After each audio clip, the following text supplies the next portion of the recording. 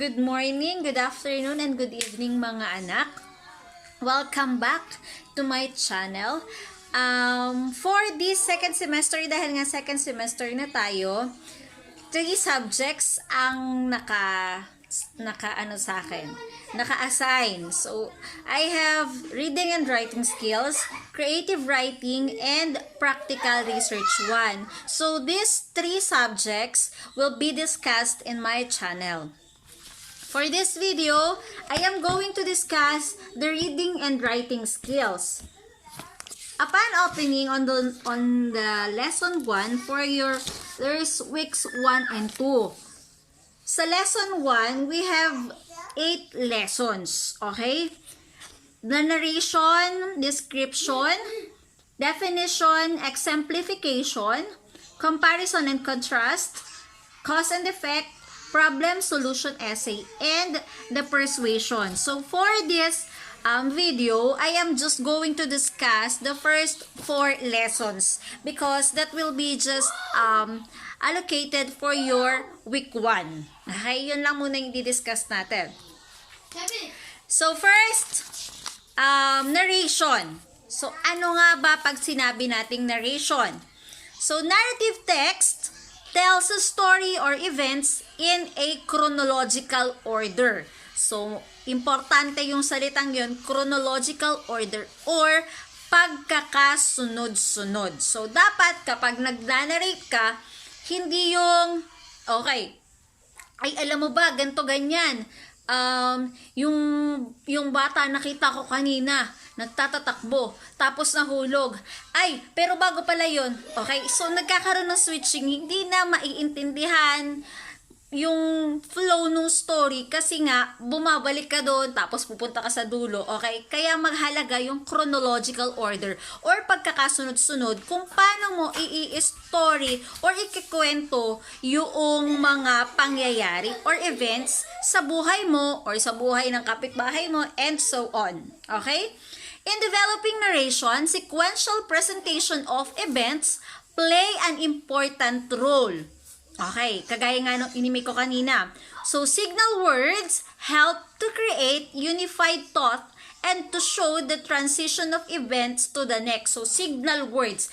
Ano-ano ba yung mga signal words natin or the transitional words or devices? So, ito yung mga first, next, then, after, and suddenly. So, these are just part of those transitional devices or words or the signal words na pwedeng makatulong sa atin para masunod-sunod natin or kung paano natin pagsusunod-sunod rin. Siyempre, ang unang pangyayari, that will be your first. Okay, siyempre, una eh. Then second, then, suddenly, and last. Okay, yung mga ganon. So, yung beginning ng words natin or the signal words, para maging unified yung thought natin.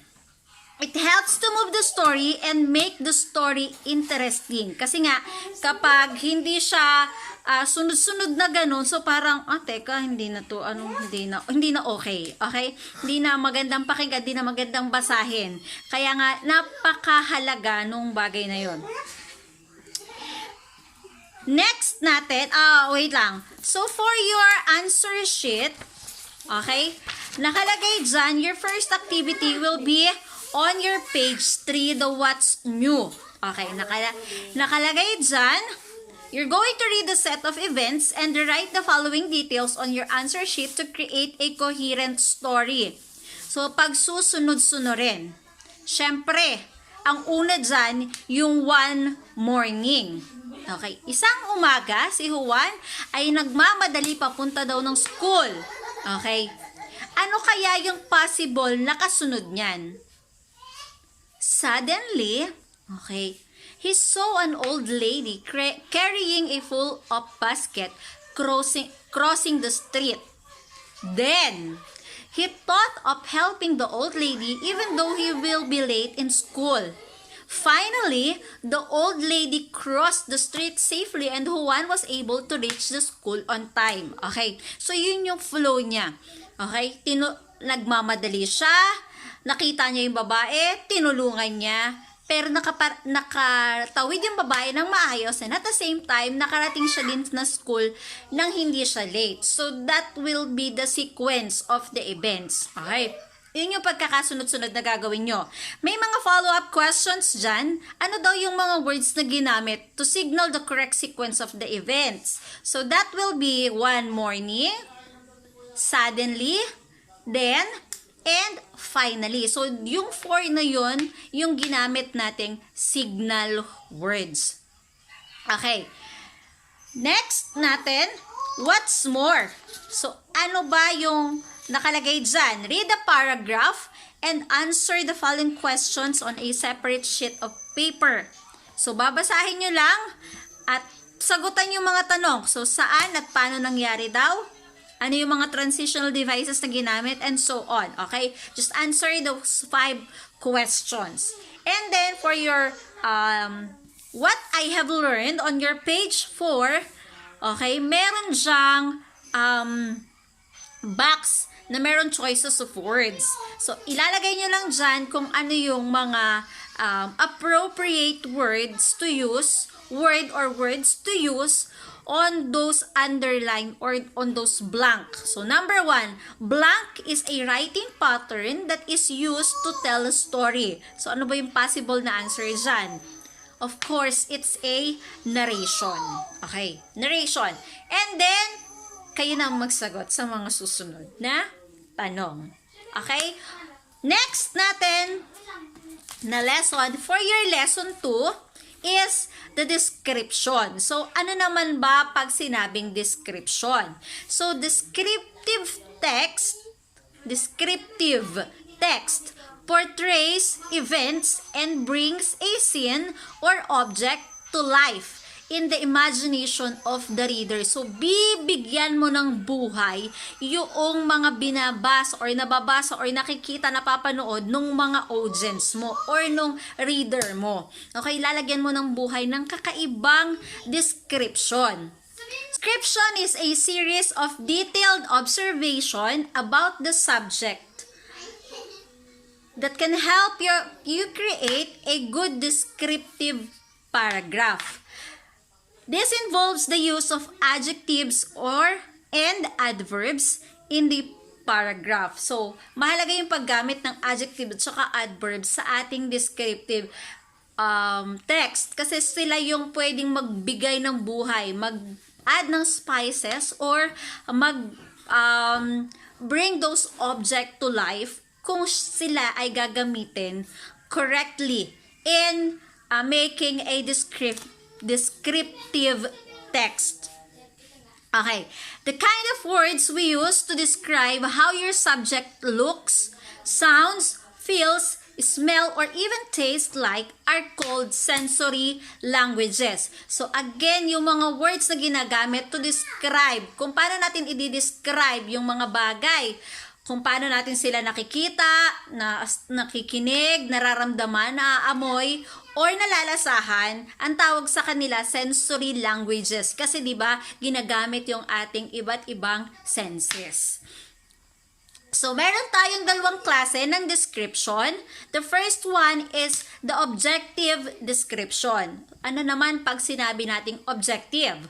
So, eto naman yung pagsusulat ng impartial. Okay, pagsusulat ng writer ng impartial and actual picture of the object without biases and excluding personal impression of the subject. So, kung ano lang yung nakikita mo, walang bias na masasabi. Okay? Hindi mo kikilingan yung picture na yon, or hindi ka magbibigay ng additional information about the subject nung hindi mo talaga na-experience pa. So, eto halimbawa yung pag-experiment mo sa klase. So, kung ano lang yun, halimbawa, yung pag-dissect mo ng frog, okay? Kung ano lang yung nakita mo, syempre, nung hiniwa mo, ilang beses mong hiniwa, ilang layer yung skin ng frog bago mo narating yung bituka niya, yung mga ganon, okay? So, yun yung objective, okay? Kung ano yung base talaga dun sa iyong personal impression, okay, of the subject without biases. Again ha, without biases or walang pagbabias, hindi sobra, hindi kulang. Yun mismong impression mo, yun.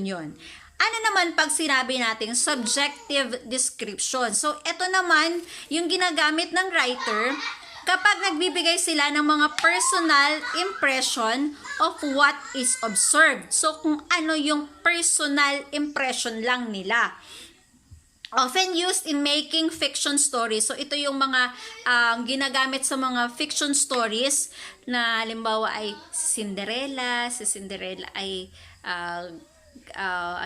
isang mahirap na So, yung medyo kung ano lang yung gusto nilang i-explain, di yun lang yung naandon sa kanilang text. Halimbawa, personal expression or experience mo during your summer vacation. Syempre, ikaw halimbawa nung time na yon nagpunta ka sa Katanawan Cove, okay? Nung naandun ka or in any beach, nung nagpunta ka doon, masaya ka kasi you are with your family. So that is your experience, okay? Subjectively, that you enjoyed that vacation.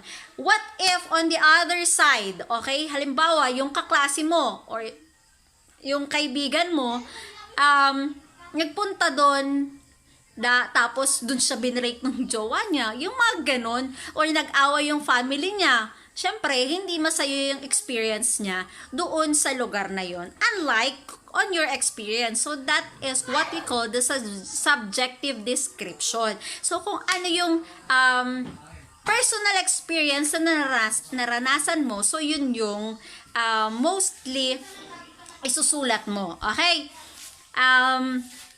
Dito sa ating answer key, okay, so on your page 5, nakalagay dyan, complete the table by supplying words or phrases that best describe the given subject. So your example on there is beauty queen. So si beauty queen sa ating sense of sight, ano ba yung makikita mo? Syempre, long-legged, maganda. Okay, that's why it was written there, long-legged and beautiful. Sa hearings sa hearing natin sa kanila, ano meron? Of course, yung mga dalaga nating representative ng mga beauty queens, soft voices yan. Hindi sila yung mga, palengkera, yon. Okay? Smell.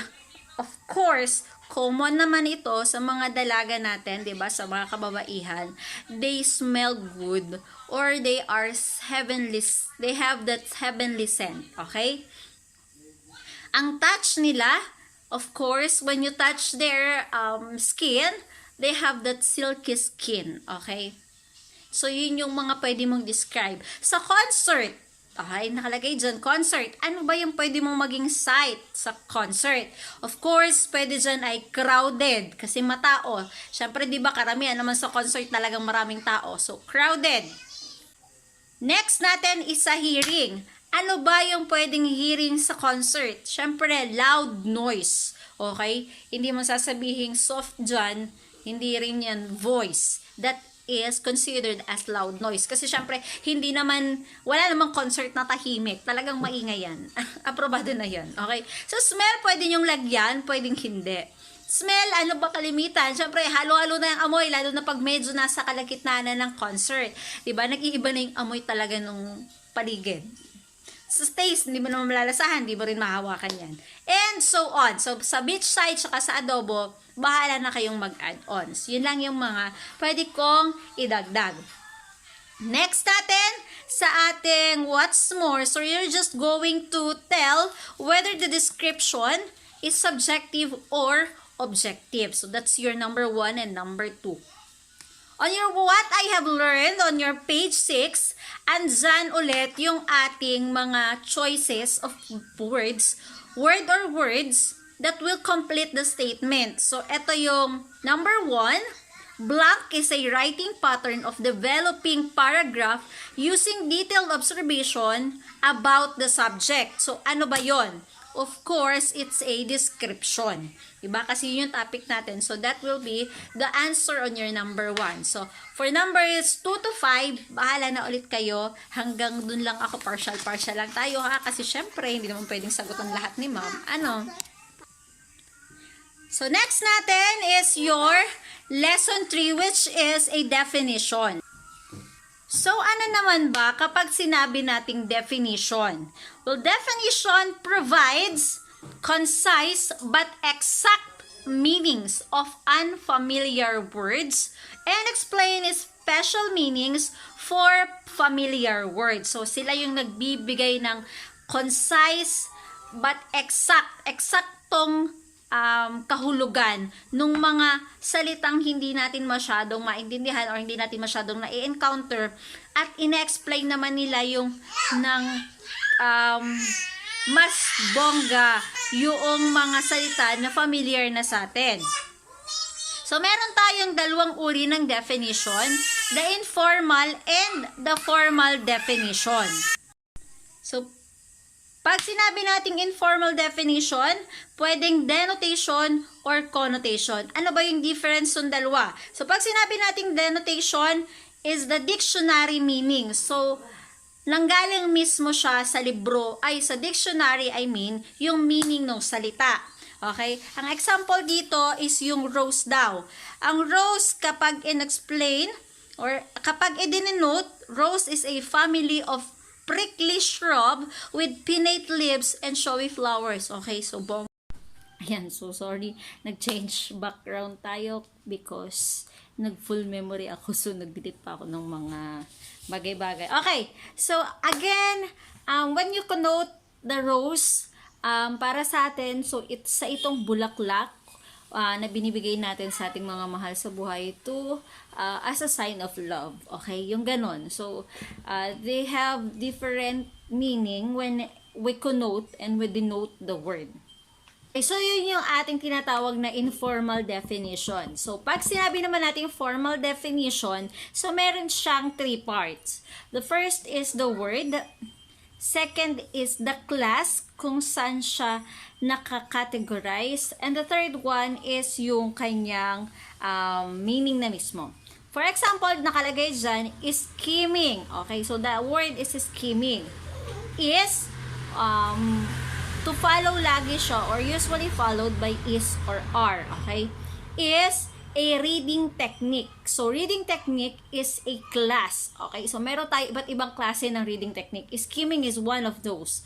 So, reading technique of allowing the eyes to travel over a page very quickly. So, yung madalian. Okay, that is a skimming. So, yun yung ating formal definition. Pag sinabi naman natin, okay, for the 4th lesson, for this activity, on your 2nd page, makikita nyo dyan yung ating table. So, meron dyan, what method is used and what is the sentence na ginamit or kung paano nyo nasabi yung kung bakit naging belong siya dun sa method na yon. Okay? So, for this text, on your page 9, the bimetallic components, so yan, makikita nyo dyan, yung isang full text, which are composed of 3 paragraphs with 11 sentences. So, doon sa 11 sentences na yon, mamimili kayo kung 3 lang naman ang gagamitan, ano? So, yung method, ano yung ginamit na method? So, naandito siya, yung method. If it's by stating its characteristics, by function, by what is it not, and so on. It is not, rather. And then, may given examples naman dyan, okay? So, kayo yung mismo mag-a-analyze on this text kung ano yung method and aling sentence yung nagpatunay na yun yung method na ginamit on that part. Okay? Next natin, for your last activity in your answer sheet, so next naman natin is the lesson 4, which is the exemplification and the classification. So, ano ba pag sinabi nating exemplification and classification? So, it is the most common and effective pattern to explain an idea or point. Okay? The writer develops a general statement, topic sentence with one or more examples to support it. Okay, merong isang general statement or the topic sentence, tapos yun yung lalagyan niya ng example. Ano-ano yung mga transitional expressions na ginagamit dyan? For instance, namely, for example, to be specified, in short, to clarify, to illustrate, and so on. Okay? Yun yung mga ginagamit nating transitional expressions when we use an exemplification text. So when we say naman classification, it is used when writer needs to sort out or arrange subjects to groups or categories based on their common and shared characteristics. Okay? Ika-classify naman natin siya. I-arrange natin to groups or categories dun sa what do you call this? Kung ano yung common na meron sa kanila. Ano naman yung mga transitional expressions na ginagamit dito? So we have the classified as one kind, the last group, another kind, another, final type, the first category are categorized as, the next part, and so on. Okay? Yun naman yung mga ginagamit natin for classification. On your second page again of your answer key, nakalagay dyan, ang activity nyong gagawin is, yung topic sentence natin is pollution. Pollution. Okay. Ika-classify natin ano-ano ba yung mga pollution. Okay. Example number 2 is air. Okay, so we have air. Ano pa ba? Saan pa ba nagkakaroon ng pollution? Sa land, sa water, and so on. Diba? So, ano yung mga examples of hazardous substances? So, yung topic sentence natin dyan is the pollution of land. Example. Yun yung classification. Ang example ng hazardous substances, so yun yung ilalagay nyo naman on this part. Okay? Ano-ano ba yung mga examples na belong on that part? Okay? So, hopefully clear yung ating activities for this week 1 of your reading and writing skills. We have 4 lessons for this, and on our next video, makikita or i-discuss ko naman yung ating week 2 of your reading and writing skills with lesson 5 to 8 as our coverage. Yun lang. Good luck and thank you.